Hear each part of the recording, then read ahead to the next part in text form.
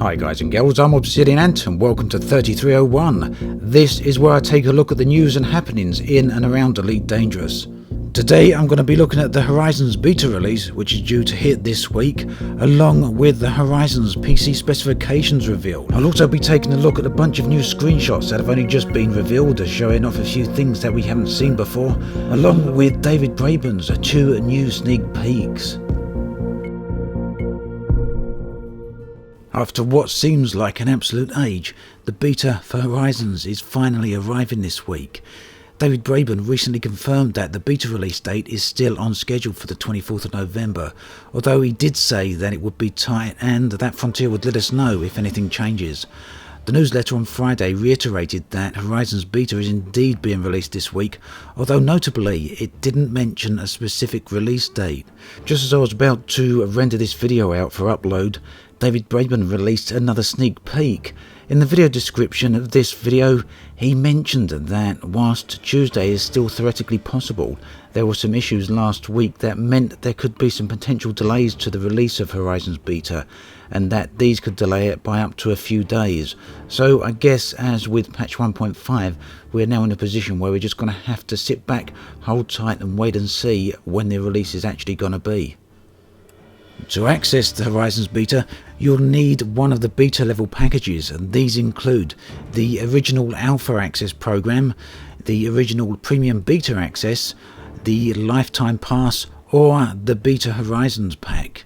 The Horizons beta will be accessible through the launcher update, and this update will be available from the Frontier store. You'll simply need to log in there and there will be a link to download from the Horizons beta package. If you use Elite through Steam, the Horizons beta will not be available in your Steam library. Instead, you have to load the Elite launcher and you'll have the option to launch the Horizons beta from there. Frontier have also confirmed the PC specifications that we're going to need, and whilst these don't detail the VR and 4K requirements, those are going to be announced shortly.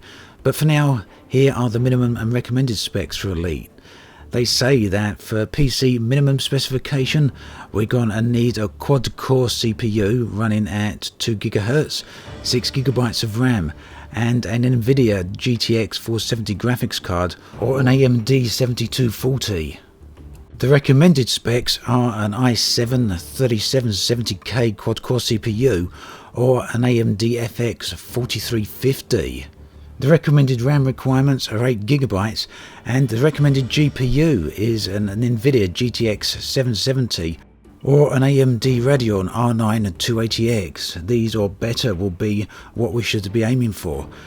Now, it would seem that these are quite significantly higher requirements than what we've had on the base copy of Elite, and added to that, Horizons will require DirectX 11 as well as 64-bit operating system, which means it won't work on any older DirectX 10 or previous based GPUs, and the players running Windows on 32-bit will need to upgrade to the 64-bit version of Windows. The base version of Elite is still going to work on 32-bit, but that will be changing to 64-bit at a later date. As I said, that does seem to be quite some steep requirements as compared to what we currently use in Elite, but I suspect that means there's a lot more going on under the hood as well as graphically with Horizons. Now, I will also be very interested to see what the VR requirements are. Personally, I use a GTX 780 for Elite with VR, running at 1080p on an Oculus Rift DK2, and that so far has met the requirements needed to keep it running at 75 frames per second in almost every location. But if a GTX 770 is now a recommended spec just for running the game in its normal environment, I suspect that VR will probably have a much higher requirements still. And that could be a bit of a system shock to the people using VR who are only just scraping by at getting the maximum needed frame rates. But it's not too long now until we can see all this for ourselves and determine just what sort of specification is actually going to fit the bill. As Horizons gets closer, there is growing media coverage of the expansion. A few days ago, Polygon released a new article containing some screenshots that we haven't seen before, and a few of them contain some really interesting new features. This is something we've seen before, the cargo that's scattered around the planet. What looks interesting here is that the cargo descriptions don't say anything about the cargo being illegal or illicit. Now that may just be because it's not updated, and it may be that the cargo pods here are owned by the player. But if these are indeed scattered cargo or lost cargo, then it may be that we can now have legal salvage, and that would be a pretty nice thing indeed. The second screenshot showed off some aerial combat over the surface of a planet near what appears to be a settlement of some type, and down there at the bottom we can see a new type of bobblehead that's not currently on the store. Now this is the screenshot that interested me the most. This is a mining area. We can see all the little nodules there, all the little nodes that I would say seem to be doing the mining. Whether these are placed by players, we don't know yet. My guess though is that this is some sort of NPC area. But in either event, this gives us yet another location to go to, and I'm sure there will be some type of gaming activity to do here. And lastly, we've got some ships racing through a canyon. This is one of my favourite screenshots from Elite for a long time. Really love the planets hanging there in the background. They give a true sense of immensity and scale to these rather alien and hostile looking worlds. Last week we saw a rather longish video of two SRVs racing around a settlement. This finally gave us a true indication of the scale of these places, and whilst to me at least it appeared that Frontier may have been using an infinite shields regeneration method, they didn't appear to take any damage after all, despite it being constantly shot at. It was great to see these settlements. Now, from what I recall, not all of these settlements will be hostile, some should be friendly, and if that is indeed the case, it may depend on which faction they belong to, along with our relationship to that specific faction. Now, a question that comes to my mind was whether or not the settlements would be modular in their construction. Could they be in the same fashion as the stations are now constructed? Although many of the space stations do indeed look similar, there is a difference in how they're put together. Now I'm hoping the settlements will indeed use this modular method of construction and take it a whole lot further so that we get a nice variety in the style of bases and settlements that we can run through and see. I'm also curious how these areas are going to look during the night cycle of the planet. In this video we can see a lot of lighting around the settlement, and as the SRVs run across the terrain we can see the lights here at the edges illuminating the ground very well. I suspect this will actually look fantastic during the night periods, much in the same vein that the space stations look dramatically different currently between the day and the night cycles.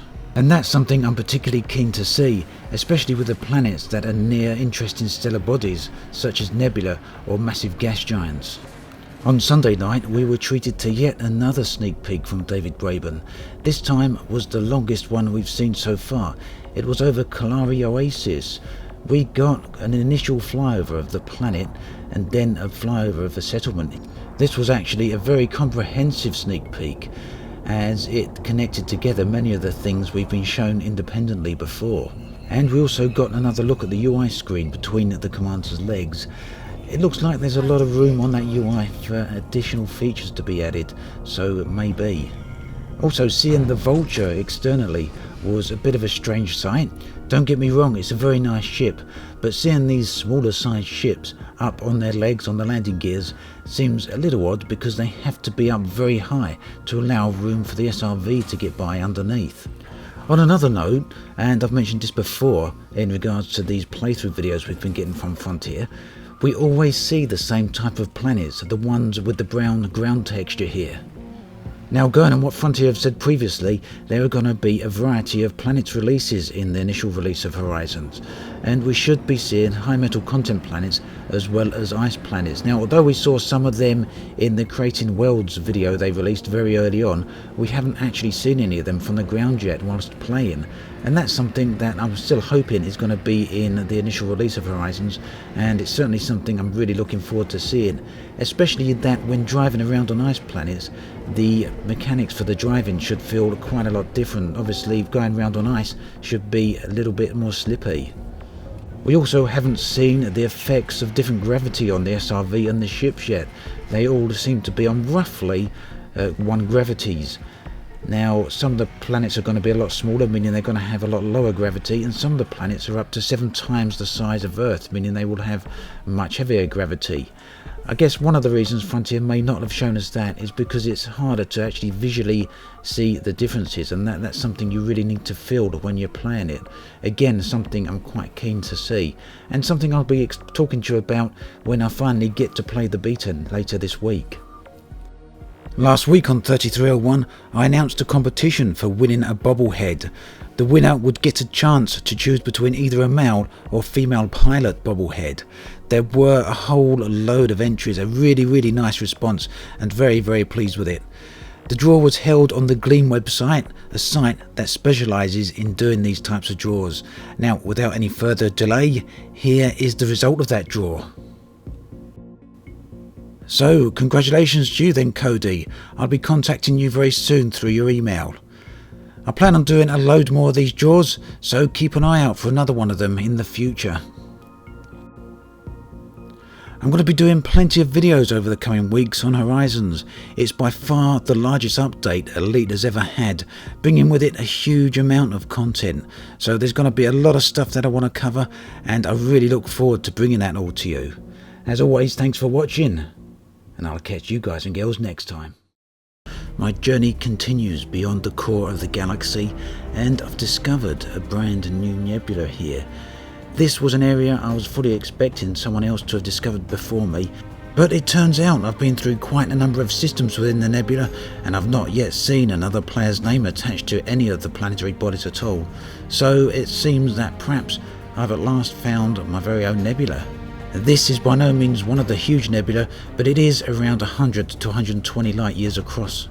The journey through it has been very rewarding, as it has contained a huge number of water worlds as well as one or two ammonia worlds.